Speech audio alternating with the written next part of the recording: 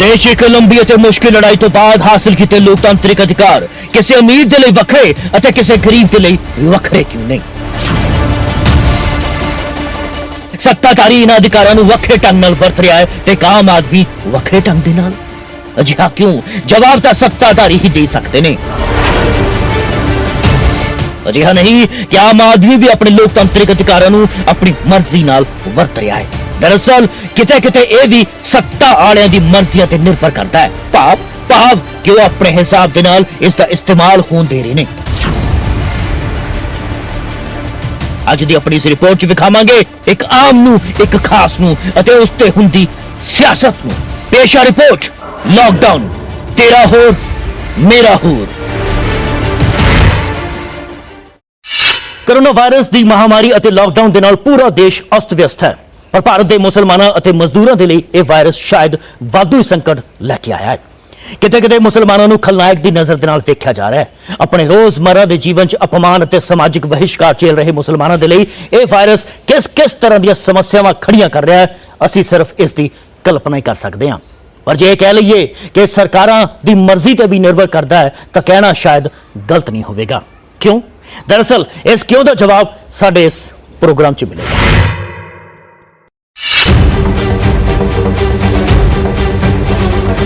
बेशक आजाद भारत च मुसलमानों की तकलीफ ते यात्रा का बड़ा लंबा चौड़ा इतिहास रहा है। नफरत उस वेले की इन्हां दिनां हुंदी सी ते नफरत अज भी इन्हां नाल हो रही है। अतवादी हमले दी आड़ च सरकारां ने मुसलमानों का उत्पीड़न किंज कीता इह किसे तो नहीं रुकिया। बहरहाल अज का मुद्दा यह नहीं कि सरकार ने मुसलमानों के नाल ज्यादती की, मुद्दा कुछ हो है। 13 तो 15 मार्च के विच रूढ़ीवादी मुसलमानों की तबलीगी जमात के दिल्ली के निजामुद्दीन इलाके च मरकज का प्रबंध किया गया। इस कोई दो राय नहीं कि यह प्रबंध बेहद नुकसानदेह साबित होया। और याद यह भी रखना चाहिए है कि इस प्रबंध की इजाजत दिल्ली और केंद्र सरकार ने दी सी। बहरहाल मुद्दा साडा अज दा यह भी नहीं कि किसने ते क्यों इजाजत दी ते इस तो बाद होया की। मुद्दा दरअसल उन्हां अधिकारों का है जो सानू मिले ने ते जिसका फायदा अपने अपने ढंगां दे नाल चुक्या जा रहा है या चुकवाया जा रहा है। मुद्दा दरअसल वो है जिसनू अज शायद कोई समझना नहीं चाहता या समझना चाहता है पर समझन नहीं दिता जा रहा। मुद्दा दरअसल अज दा यह है कि समाज च वंड क्यों। मुद्दा अज दा यह है कि किवें असीं अपनी सोच अपनी ख्वाहिशां नूं चला रहे हैं। मुद्दा दरअसल अज दा यह है कि क्यों सत्ता बार बार ते हर बार अपनी सहूलतां देखदियां ने। मुद्दा अज दा यह है कि क्यों सब दे लई वखरे वखरे नियम अज भी। लॉकडाउन तेरा ते लॉकडाउन मेरा क्यों है? जी हां, दरअसल मुद्दा अज दा यह है। दरअसल इकोनॉमिक्स टाइम्स की एक रिपोर्ट के मुताबिक जम्मू च गुज्जर समुदाय नूं नफरत भरी निगाहां दे नाल कुछ लोग वेखण लग पे सन। कारण सी तबलीगी जमात। प्रशासन ने उन्होंने मदद का भरोसा दिता पर भरोसा ढिड दी भुख तो वध कम ना कर सकिया अजे तक। ते उधर दूजे पासे पंजाब के बटाला विखे पिछले लंबे समय तो फसे 81 कश्मीरी नागरिकों नूं आखिरकार अपने घर जम्मू कश्मीर पहुंचाया गया। जिला प्रशासन के वलों इन्हां कश्मीरियों नूं पंजाब रोडवेज दी 3 बसां दे राही जम्मू कश्मीर पहुंचाया गया, जिन्हें कोटा तो पिछले दिन कुछ विद्यार्थियों को अपने अपने घर च पहुंचाया गया सी।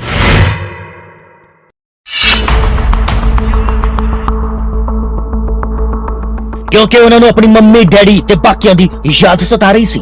मुद्दा दरअसल यह भी है कि लोग तो यह भी ने जो सिर ते अपने समान दा बोझ चुक के तुर रहे ने, लाठियां खा रहे ने, भुखे मर रहे ने ते जिल्लत भी झेल रहे ने। ते मुद्दा यह भी है कि हिमाचल च भी कुछ कश्मीरी फसे ने, वो अपने प्रदेश तो बने केंद्र शासित प्रदेश च वापस जाना चाहते ने पर सरकार दे वल्लों लॉकडाउन का हवाला दिता जा रहा है। ते दूजे पासे मुद्दा यह भी है कि माननीय राम स्वरूप शर्मा MP साहब दिल्ली तो हिमाचल स्पेशल पास के नाल घर वापसी कर गए।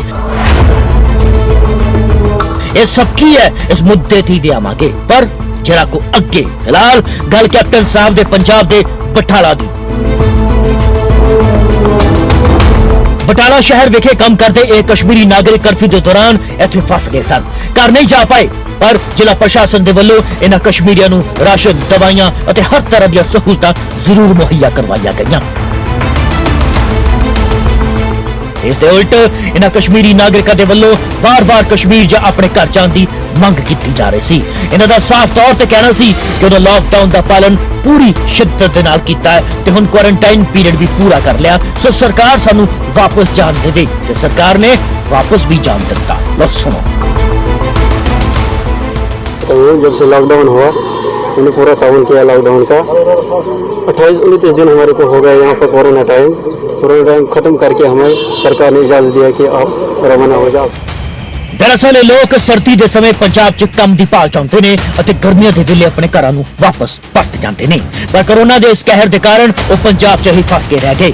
ਇਹਨਾਂ ਨੇ ਆਪਣੇ ਘਰ ਜਾਣ ਦੀ ਕੋਸ਼ਿਸ਼ਾਂ ਕੀਤੀਆਂ ਆਪਣੇ ਪੱਧਰ ਤੇ, ਪਰ ਕਾਮਯਾਬ ਨਾ ਹੋ ਸਕੇ। ਫਿਲਹਾਲ ਇਹ ਸਾਰੇ ਬੇहद ਖੁਸ਼ ਨੇ ਤੇ ਸਰਕਾਰ ਤੇ ਪ੍ਰਸ਼ਾਸਨ ਦਾ ਧੰਨਵਾਦ ਵੀ ਕਰ ਰਹੇ ਨੇ। पंजाब सरकार का तो हम बहुत शुक्रगुजार हैं। डीसी साहब, SSP साहब, यहाँ का SHO साहब, इसका SDM साहब का भी हम धन्यवाद करते हैं कि इन्होंने हमें यहाँ से ट्रांसपोर्ट दिया, अपना ट्रांसपोर्ट दे के हमें वापस भेजा। इनके लिए हम बहुत धन्यवाद करते हैं। इस मौके SDM साहब भी कैमरे के सामने आए। सरकार ने लॉकडाउन लगाया हुआ है ते सरकार ने ही इन्हां कश्मीरियों नूं वापस भेजण दी तैयारी की। सो इस च SDM साहब की कर सकते ने,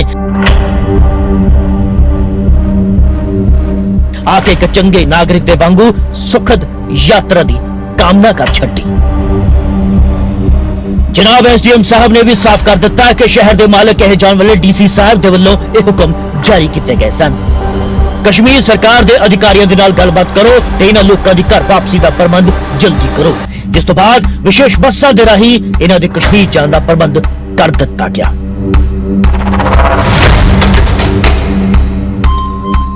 माननीय डिप्टी कमिश्नर जी ने आदेश जारी किए सन कि जिन्हें भी प्रवासी मजदूर ने इतने कश्मीर के खास तौर पर फसे हुए ये पहले भी गए थे, तो वापस आ गए लेकिन बर्तन में वापस करते सो हूँ उन्होंने DC कठुआ के नाल गल करके तो उन्होंने सानू सारे ने कहा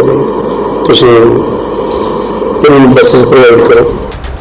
ਹੁਣ सवाल कई उठते ने कि पंजाब सरकार दे कोल इन्हां दा खर्च चुकण दे लई धनराशि घट पै गई सी या प्रबंधन दी घाट सी या फिर वही तबलीगी जमात वाला कनैक्शन।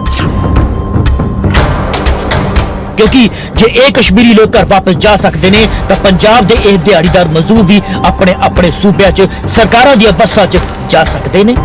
सवाल तो यह है, यानी कि मुद्दा यह हुआ है, पर ना तो अजिहा होया अते ना ही अजिहा होने की कोई उम्मीद जागती है। सो की समझिए, लॉकडाउन तेरा हो मेरा हो।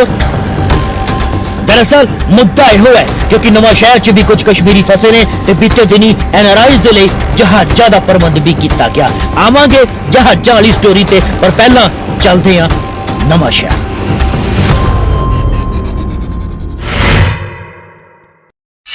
क्योंकि गुरदासपुर च फसे इन्हां लोकां दी आखिर घर वापसी हो गई, पर नवा शहर च भी 300 के करीब कश्मीरी नागरिक फसे हुए ने।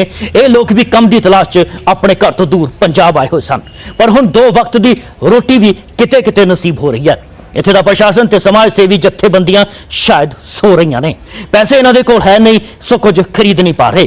रोटी के पैकेट दे के फोटोआं खिचवाउण वाले सरकारी बाबू जत्थेबंदियां दे मोहरियां नूं शायद ये लोग देख ही नहीं रहे। यंग MLA साहब भी हुण सुध लैण नहीं आए। बहरहाल सुनो ये लोग की कह रहे हैं।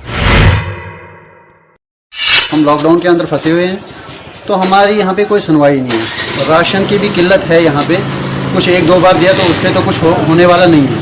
हम सरकार से अपील करना चाहते कि हमारा भी कुछ सोचे हमें घर तक पहुँचाने की।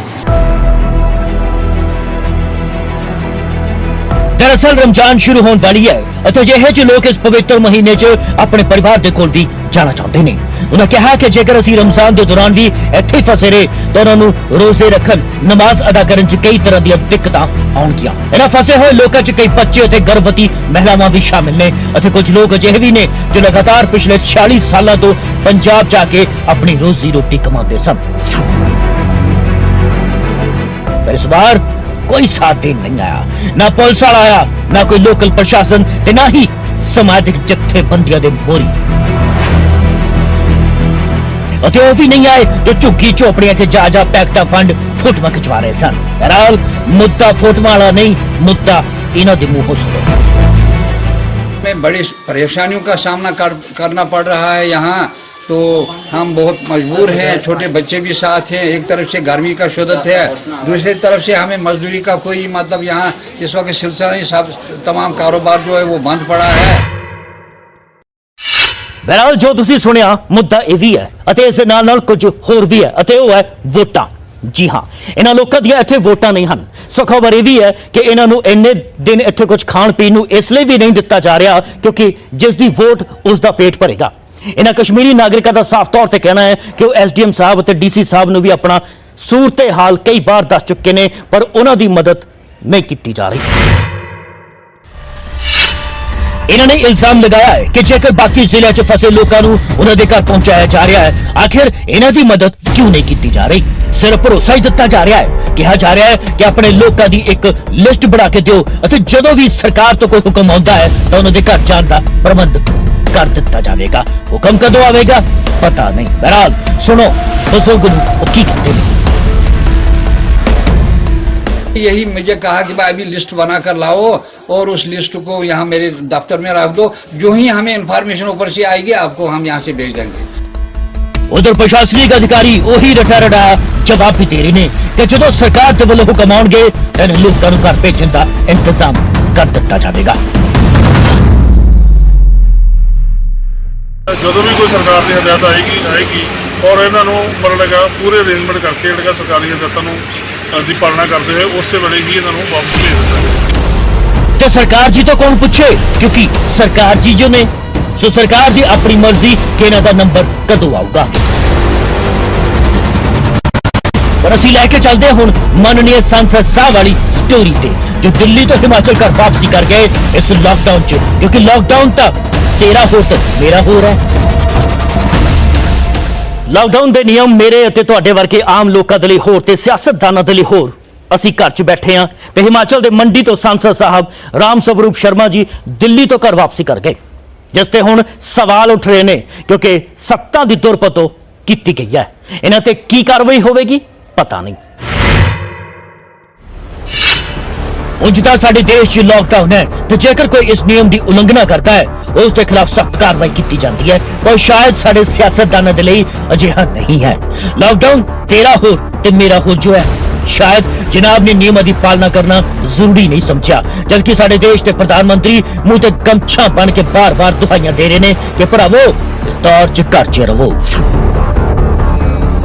देश के लोग जिस तरह नियमों का पालन कर रहे हैं, जितने संयम से अपने घरों में रहकर त्योहार बड़ी सादगीपूर्ण तरीके से मना रहे हैं, ये सारी बातें बहुत ही प्रेरक हैं, बहुत ही प्रशंसनीय है।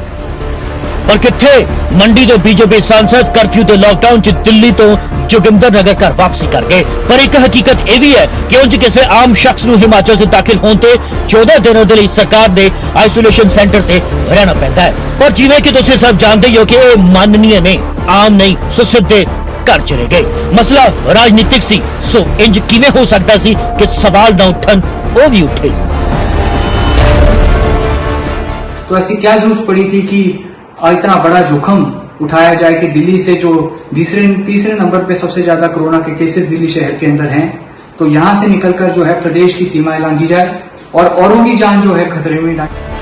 पर शर्मा जी सरकार इन्हां दी सत्ता इन्हां दी सो कादा कानून ते कादा नियम तुहाडी सरकार हुंदी तां हुण तां भी इहो जिहा कुछ सी। बहरहाल इस औखी घड़ी नूं सौखी घड़ी बनाउण वाले सांसद जी दा स्पष्टीकरण भी सामने आ गया।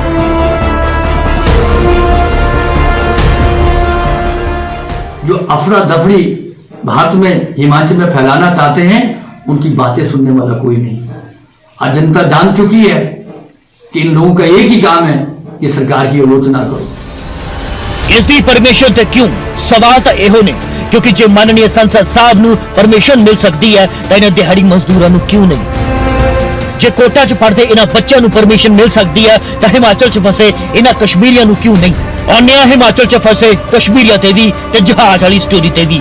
पर पहला राम स्वरूप शर्मा जी के विरोधियों नूं तां सुन लो जिन्होंने MP साहब की सफाई रास नहीं आई। जल्द से जल्द मंडी के जो एमपी हैं और उनके साथ जो 3 लोग और आए हैं, इन पर एफआईआर दर्ज हो। ਮੰਡੀ ਤੋਂ सांसद राम स्वरूप शर्मा जी ਦੀ ਘਰ ਵਾਪਸੀ ਤੇ ਹੋਏ ਵਿਵਾਦ ਤੋਂ ਬਾਅਦ ਹੁਣ ਇੱਕ ਤਸਵੀਰ ਸ਼ਿਮਲਾ ਦੇ ਮਿਡਲ ਬਾਜ਼ਾਰ ਦੀ ਜਾਮਾ ਮਸਜਿਦ ਦੀ, ਜਿੱਥੇ 129 ਕਸ਼ਮੀਰੀ ਮਜ਼ਦੂਰ ਇਕੱਠੇ ਰਹਿਣ ਦੇ ਲਈ ਮਜਬੂਰ ਨੇ। ਇਹਨਾਂ ਨੂੰ ਘਰ ਜਾਣ ਦੀ ਇਜਾਜ਼ਤ ਨਹੀਂ, ਰੋਜ਼ਗਾਰ ਠੱਪ ਹੈ ਤੇ ਰੋਟੀ ਦੇ ਲਾਲੇ ਪਏ ਹੋਏ ਨੇ। ਸੁੱਧ ਲੈਣ ਵਾਲਾ ਕੋਈ ਵੀ ਨਹੀਂ ਹੈ। ਇਹਨਾਂ ਦਾ ਸਾਫ਼ ਤੌਰ ਤੇ ਕਹਿਣਾ ਹੈ ਕਿ ਪ੍ਰਸ਼ਾਸਨ ਵਾਲੇ ਆਏ ਸਨ, ਮਸਜਿਦ ਤੇ ਸੋਸ਼ਲ ਡਿਸਟੈਂਸਿੰਗ ਦੀ ਪਾਲਣਾ ਦਾ ਗਿਆਨ ਦੇ ਕੇ ਚਲੇ ਗਏ। दरअसल मसला इत्थे भी वोटां वाला है। इन्हां मजदूरों का साफ तौर पर कहना है कि जो चोणां हुंदियां ने ते नेतावां दा इत्थे जमावड़ा लग जाता है, पर इस संकट की घड़ी च इन्हां दी सुध लैण वाला कोई नहीं आया। इन्होंने मंग की है कि इन्हां नूं भी घर जाण दित्ता जावे। हो सकता है हिमाचल की भाजपा सरकार अपने सांसद दे वांग इन्हां नूं भी स्पैशल परमिशन लै देन, या यूपी सरकार वांग बसां भेज देन, या फिर पंजाब की सरकार दे वांग मदद कर देन। बहरहाल होना हाना की है ये इन्हां नूं भी पता है, ताइयों तां एने कल्पी जाते हैं। लो सुन लो। 2.5 लाख निर्माण मजदूर हैं, जिन 2.5 लाख निर्माण मजदूरों में से 1.5 लाख प्रवासी मजदूर हैं। ये प्रवासी मजदूर आज राशन के से भी वंचित हैं, आज उनको 2 वक्त की रोटी भी नहीं मिल पा रही है। सुनिया इन्हां दा दर्द, हुण प्रशासन नूं भी सुन लो जो होर संभव मदद देण ते प्रयासां दी गल कर रहे ने, जो दसदे ने कि राशन लैके वो गए सन पर इन्हां ने मना कर दिता। बहरहाल सियासत इत्थे भी होने लग पई है। मैंने कहा कि मैंने आपको लिस्ट दी है और लिस्ट कुछ आ भी गई। हो सकता है जो लिस्ट उसमें भी त्रुटियां रह गई होगी, क्योंकि बहुत से जो स्वयं सेवी संस्थाएं हैं वो राशन का वितरण कर रहे हैं। इस तो बाद ये तस्वीर भी देखो जो तुहानू शर्मसार नहीं करेगी, सगों ललचाएगी। उस व्यवस्था के मुंह ते थप्पड़ मारन दे लई जो सोड़े सियासतदान सोड़ियां सोचा रख दम भरते ने चंगी व्यवस्था देने वाली कहानियां ते। ये 27 मजदूर ने जो यूपी के एक कोल्ड स्टोरेज च काम करते सन, पर उन्होंने उन्होंने मालिक हरियाणा बॉर्डर से छड़ के फरार हो गया। हम गिरिराज स्टोर से माल के साथ ने गाड़ी किया था और हमें उधर से गाड़ी करके हरियाणा बॉर्डर पे उतार दिया। प्रशासन नूं तरस आया तो उन्हें इन्हां दे लई इंतजाम भी कीते। जो आसोदा थाना क्षेत्र की सीमा में गश्त के दौरान पकड़े गए थे, इन्होंने खुद बताया कि भाई हम उत्तर प्रदेश में कहीं आगरा के आसपास काम करते थे और अब इनका मेडिकल करा के छोटा धर्मशाला जो अपनी शेल्टर होम है इसमें हम लेके आए हैं। अभी इनको हमने बिस्तर दे दिए हैं और अभी इनका खाना भी आ चुका है और अगर ये काम करना चाहेंगे तो हम इनको काम भी देंगे। और लेके चलते हैं जहाजा वाली स्टोरी ते। दरअसल अमरीका तो पंजाब आए एनआरआई ने ट्रंप सरकार तो वापस आने के लिए मदद मंगी सी, जिस तो बाद अमरीका सरकार ने इन सारे एनआरआई पंजाबियों के लिए मुल्क परतन का इंतजाम किया। भारत में अमरीकी सफारत खाने के वालों एक स्पैशल बस के जरिए एनआरआई नूं लुधियाना तो दिल्ली लियाउण दा इंतजाम किया गया। उस तो बाद उन्होंने दिल्ली तो एक स्पैशल चार्टर जहाज के जरिए अमरीका पहुंचाया गया। यह जहाज अमरीका सरकार के वालों भेजा गया सी। इस तो पहला 7 अप्रैल नूं भी अमृतसर एयरपोर्ट तो कनेडा ते अमरीका के 300 एनआरआई नूं वापस भेजा गया सी। सब तो पहला एयर इंडिया के जहाज से ही उन्होंने दिल्ली भेजा गया सी, जिथों उन्होंने कनेडा ते अमरीका के लिए भेजा गया। अमरीका के 96 यात्रियों ने कैलिफोर्निया के लिए उड़ान भरी सी, जबकि कनेडा के 204 यात्रियों को टोरंटो पहुंचाया गया सी। पंजाब सरकार के वालों इन एनआरआईज नूं एयरपोर्ट पहुंचाया गया सी। पर इस विच एक गल जरूर सी कि इन्हां सारे यात्रियों ने 14 दिन का क्वारंटाइन का समा जरूर पूरा किया सी, पर 14 दिन का समा तो शायद शिमला च फसे एक कश्मीरी लोग भी पूरा कर चुके ने, पर इन्हां दा वाली वारस कौन है पता नहीं। बहरहाल आओ मुड़ चलते हैं गुरदासपुर, जिथे सियासत नहीं हुई सगों एक मासूम बच्ची की जिंदगी बर्बाद करके रख दी गई। अजिही औखी घड़ी च भी कुछ दरिंदे अजिहे ने जो इंसानियत नूं निचोड़ रहे ने। देखो इस रिपोर्ट नूं तुहाडी रूह ना कंब जावे तां कहना। दरअसल एक खबर गुरदासपुर के बटाला तो है। इल्जाम ने कि दरिंदे ने महज 5 साल की बच्ची नूं अपनी हवस का शिकार बना लिया, अपनी भुख का निवाला बना लिया। मासूम महज 5 साल की बच्ची नूं। परिवार के मुताबिक बच्ची घर के कोल खेड रही सी और इस दौरान एक 16 साल लड़का मासूम नूं टीवी देखने के बहाने अपने घर लै गया, जिथे मासूम ने अपनी हवस का शिकार बना लिया। उसकी इज्जत तार तार कर दी। शिकायत तो बाद पुलिस भी आई। ये छोटी बच्ची अपने घर लाके खेड रही सी ਅਤੇ ਉਸ ਦੇ ਗੁਆਂਢ 'ਚ ਰਹਿਣ ਵਾਲਾ ਜਗਰੂਪ ਸਿੰਘ ਪੁੱਤਰ ਅਜੀਤ ਸਿੰਘ ਉਸਨੇ ਉਹਨੂੰ ਟੀਵੀ ਵੇਖਣ ਦੇ ਬਹਾਨੇ ਆਪਣੇ ਘਰ ਲੈ ਗਿਆ ਅਤੇ ਲੜਕੀ ਨੂੰ ਛੋਟੀ ਬੱਚੀ ਨੂੰ ਇਕੱਲੀ ਪਾ ਕੇ ਉਸ ਦੇ ਨਾਲ ਬਲਾਤਕਾਰ ਕੀਤਾ। ਮੁਲਜ਼ਮ ਦੀ ਮਾਂ ਦਾ ਕਹਿਣਾ ਹੈ ਕਿ ਉਹਨਾਂ ਦੇ ਬੱਚੇ ਨੂੰ ਸਾਜ਼ਿਸ਼ਨ ਫਸਾਇਆ ਜਾ ਰਿਹਾ ਹੈ। 5 ਸਾਲ ਤੋਂ ਸਾਡਾ ਇਹਨਾਂ ਨੂੰ ਕੋਈ ਕੂਣ ਸਹਿਣ ਨਹੀਂਗਾ, ਇਹ ਝੂਠਾ ਸਾਡੇ ਬੇਟੇ ਤੇ ਇਲਜ਼ਾਮ ਲਾ ਰਹੇ ਹੈ। ਬਹਰਾਲ ਇਹ ਕਾਨੂੰਨੀ ਪੱਖ ਹੈ, ਸੋ ਕਾਨੂੰਨ ਆਪਣਾ ਕੰਮ ਕਰ ਵੀ ਰਿਹਾ ਹੈ। ਗੱਲ ਕਰਦੇ ਹਾਂ ਹਜ਼ੂਰ ਸਾਹਿਬ ਦੀ। ਇਹ ਤਾਂ ਅਸੀਂ ਸਭ ਜਾਣਦੇ ਹਾਂ ਕਿ ਪੰਜਾਬ ਦੇ ਕੁਝ ਲੋਕ ਹਜ਼ੂਰ ਸਾਹਿਬ 'ਚ ਫਸੇ ਹੋਏ ਨੇ। ਅਜੇ ਤੱਕ ਨਾ ਤਾਂ ਕੈਪਟਨ ਸਰਕਾਰ ਨੇ ਇਹਨਾਂ ਦੇ ਲਈ ਕੁਝ ਕੀਤਾ, ਨਾ ਕੇਂਦਰ 'ਚ ਬੈਠੀ ਬੀਬਾ ਬਾਦਲ ਜੀ ਨੇ ਕੋਈ ਖੇਚਲ ਕੀਤੀ। ਖੇਚਲ ਟੈਲੀਫੋਨਾਂ ਵਾਲੀ ਨਹੀਂ, ਉਹ ਤਾਂ ਜ਼ਰੂਰ ਹੋਈ ਹੋਣੀ ਹੈ, ਖੇਚਲ ਇਹਨਾਂ ਨੂੰ ਘਰ ਵਾਪਸ ਲਿਆਉਣ ਵਾਲੀ। ਸੋ ਕੀ ਸਮਝੀਏ, ਲਾਕਡਾਊਨ ਤੇਰਾ ਹੋਰ ਤੇ ਮੇਰਾ ਹੋਰ। ਸਿੱਖੀ ਤੇ ਪੰਜਾਬ ਵਾਸੀਆਂ ਦਾ ਦਮ ਭਰਨ ਵਾਲੇ ਪੰਜਾਬੀ ਸਿਆਸਤਦਾਨ ਅੱਜ ਕਿੱਥੇ ਨੇ? ਜਦੋਂ ਹਜ਼ੂਰ ਸਾਹਿਬ 'ਚ ਫਸੇ ਇਹਨਾਂ ਪੰਜਾਬੀਆਂ ਨੂੰ ਸਿਆਸਤਦਾਨਾਂ ਦੀ ਮਦਦ ਦੀ ਲੋੜ ਹੈ। ਬੇਸ਼ੱਕ ਲਾਕਡਾਊਨ ਹੈ, ਪਰ ਜੇ ਲਾਕਡਾਊਨ 'ਚ ਹਿਮਾਚਲ ਦੇ MP ਸਾਹਿਬ ਦਿੱਲੀ ਤੋਂ ਹਿਮਾਚਲ ਆ ਸਕਦੇ ਨੇ, ਉਹ ਵੀ ਸਪੈਸ਼ਲ ਪਰਮਿਸ਼ਨ ਲੈ ਕੇ, ਗੁਰਦਾਸਪੁਰ ਤੋਂ ਕਸ਼ਮੀਰ ਵਾਪਸੀ ਹੋ ਸਕਦੀ ਹੈ, ਤਾਂ ਹਜ਼ੂਰ ਸਾਹਿਬ 'ਚ ਫਸੇ ਇਹਨਾਂ ਪੰਜਾਬੀਆਂ ਦੇ ਲਈ ਮਦਦ ਕਿਉਂ ਨਹੀਂ ਹੋ ਸਕਦੀ? ਦਰਅਸਲ ਕਿਹਾ ਇਹੋ ਜਾ ਰਿਹਾ ਹੈ ਕਿ ਕੋਸ਼ਿਸ਼ਾਂ ਜਾਰੀ ਨੇ, ਦਾਅਵਿਆਂ ਵਾਲੀ ਲੰਬੀ ਚੌੜੀ ਲਿਸਟ ਤਿਆਰ ਹੈ। ਸੋ ਰਾਤ ਪੈਂਦੇ ਪੈਂਦੇ ਹੋ ਸਕਦਾ ਕਿ ਕੋਈ ਖੁਸ਼ੀ ਦੀ ਖਬਰ ਆ ਹੀ ਜਾਵੇ। दरअसल ਅਸੀਂ ਸਭ ਉਸ ਵਿਵਸਥਾ ਦਾ ਹਿੱਸਾ ਹਾਂ ਜੋ ਭੇਦਭਾਵ ਕਰਦੀ ਹੈ। ਜਿਸ ਨੂੰ ਫਾਇਦਾ ਦਿਖੇ ਤਾਂ ਕੰਮ ਆਸਾਨੀ ਨਾਲ ਕੀਤੇ ਜਾਂਦੇ ਨੇ, ਤੇ ਕੁਝ ਨਾ ਦਿਖੇ ਤਾਂ ਕੁਝ ਅੱਗੇ ਦੇਖਿਆ ਵੀ ਨਹੀਂ ਜਾਂਦਾ। ਕਿ ਠੀਕ ਹੈ ਨਾ? ਚੰਡੀਗੜ੍ਹ ਤੋਂ ਮੈਂ ਨੀਰਜ ਬਾਲੀ, ਨਿਊਜ਼ ਡੈਸਕ ਤੋਂ ਲਵਪ੍ਰੀਤ ਬਾਂਗੜ, ਗੁਰਦਾਸਪੁਰ ਤੋਂ ਬਿਸ਼ੰਬਰ ਬਿੱਟੂ, ਨਵਾਂ ਸ਼ਹਿਰ ਤੋਂ ਸ਼ੈਲੇਸ਼ ਕੁਮਾਰ, ਸ਼ਿਮਲਾ ਤੋਂ ਪ੍ਰਦੀਪ ਠਾकुर ਤੇ ਬਹਾਦਰਗੜ੍ਹ ਤੋਂ ਪ੍ਰਦੀਪ ਧਨਕੜ। ਨਿਊਜ਼ 18 ਪੰਜਾਬ।